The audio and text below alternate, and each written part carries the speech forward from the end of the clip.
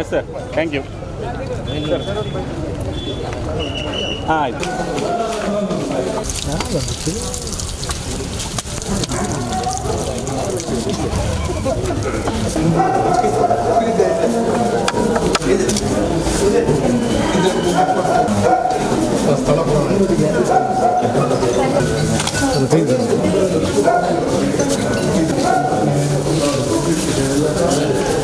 నాన్న ఈ మన్నకు నేర్చే రీతి ప్రపంచ యోగ వరల ఆ మహాగణపతి సోమనాథదేవిర్లా విష్ణుమూర్తిదేవిర్లా మూర్తిదేవిర్లా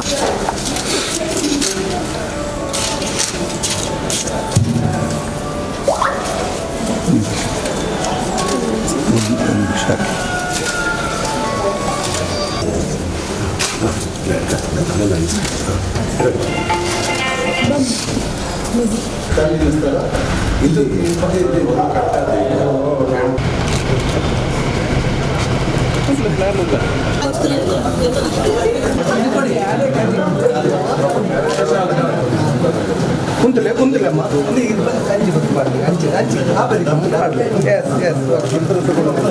ಅಮ್ಮ ಚೂರು ತಿರ್ಗಲೇ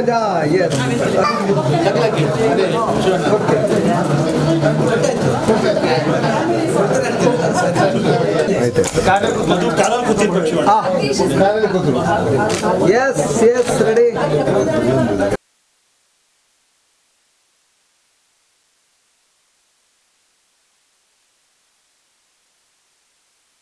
ಆ ಈವೆಂಟ್ಲಿ ವೇದದೊಂದು ಪೋರ್ಷನ್ ಇದೆ.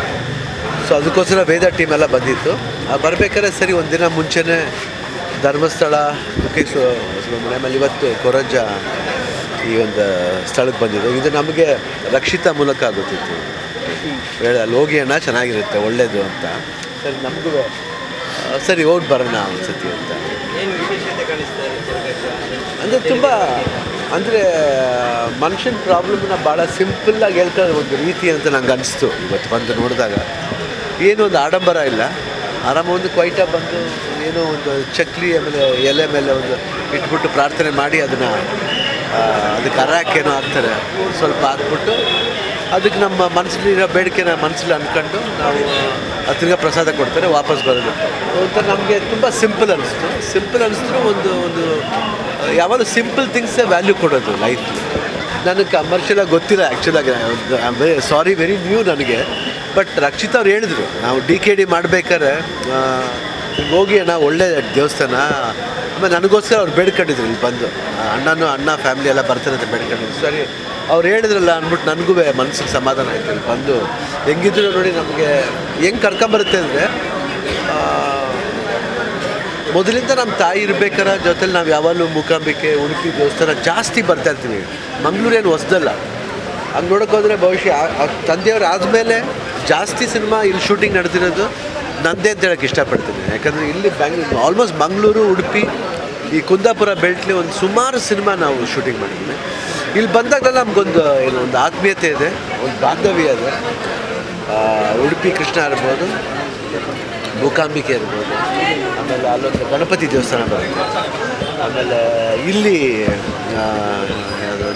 ನಮ್ಮದು ದೇವಸ್ಥಾನ ಇಲ್ಲ, ಕಟೀಲ್ ಇನ್ನೊಂದು ದೇವಸ್ಥಾನ ಇದೆ ನಮ್ಮದು. ಇಲ್ಲ ವನದುರ್ಗ.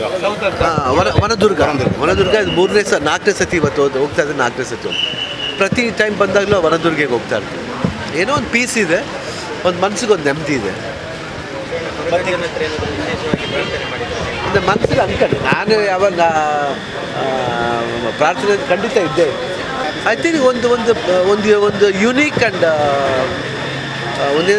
ಒಂದು ಹಾನೆಸ್ಟ್ ಪವರ್ ಇದೆ ಅಂತ, ಒಂದು ನಂಬಿಕೆ ಇದೆ, ಒಂದು ಪವರ್. ಆ ಪವರ್ಲಿ ಒಂದು ಹಾನೆಸ್ಟಿ ಇದೆ. ಆಗಲೇಬೇಕು ಆಗಲ್ಲ ಅನ್ನೋದು ಸೆಕೆಂಡ್ರಿ, ಬಟ್ ಮನಸ್ಸಲ್ಲಿ ಬಂದು ನಾವು ಮಾಡಬೇಕನ್ನೋದಿದೆಯಲ್ಲ ಅದು ಇಂಪಾರ್ಟೆಂಟ್. ಆಗೋದು ಬಿಡೋದು ಸೆಕೆಂಡ್ರಿ. ಅದು ಏನಾಗುತ್ತೋ ಅದು ನಮ್ಮ ಕೈ, ಅದ್ರ ಮೇಲೆ ಬಿಟ್ಬಿಟ್ಟು ನಂಬಿಕೆಯಿಂದ ಬಂದು ಮಾಡಬೇಕಷ್ಟೇ, ಶ್ರದ್ಧೆ ಬೇಕು ಅಷ್ಟೇ. ಇದು ಆಗಲೇಬೇಕಪ್ಪ ಅದಕ್ಕೋಸ್ಕರ ಬಂದೇ ತಪ್ಪು. ಒಂದು ಶಾಂತಿ ನೆಮ್ಮದಿ ಅದಕ್ಕೋಸ್ಕರ ಬಂದು ನಾವು ಕೇಳ್ಕೋಬೇಕು. ಆಗೋದು ಬಿಡೋದು ಅದು ದೈವ ಇಚ್ಛೆ, ಅದ್ರ ಇಚ್ಛೆ. ಅದು ಬ್ಯಾಡ್ರೆ ನಡೆದ್ರೂ ಸಂತೋಷ, ನಡಿಲ್ಲ ಅಂದರೂ ನಾವು ವ್ಯಕ್ತಪಡಬೇಕಾಗಿಲ್ಲ. ಅದು ನಡೆಯುತ್ತೆ, ಕಾಯಬೇಕಷ್ಟೇ.